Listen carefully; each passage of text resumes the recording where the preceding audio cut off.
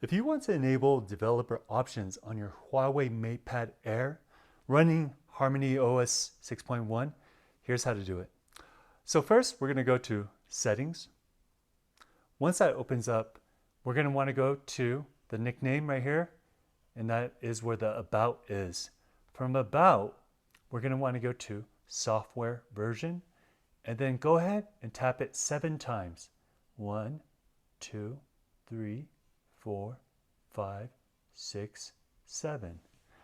Then it will ask you enable developer options. We're going to go ahead and push enable and restart.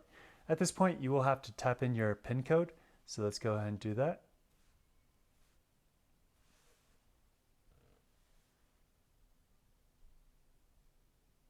It will now restart. And you'll see a message confirming that developer options have been enabled. Sometimes it does take a little bit of time. As it restarts, you'll see the logo pop up. So we just have to wait a little bit longer.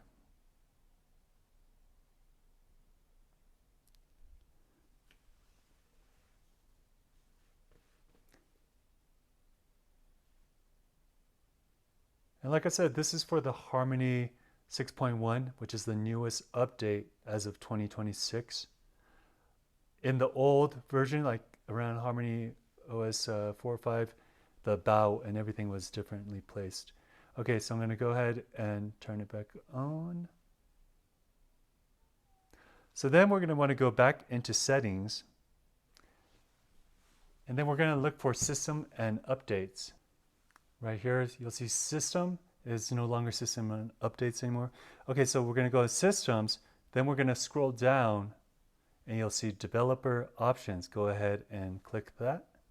And now you will see Developer Options and the toggle will be on. So the developer options are now enabled, and that's how to enable the developer options on your Huawei MatePad Air. If this video has helped, please consider liking, subscribing, or commenting. I appreciate it. See you next time. Bye-bye.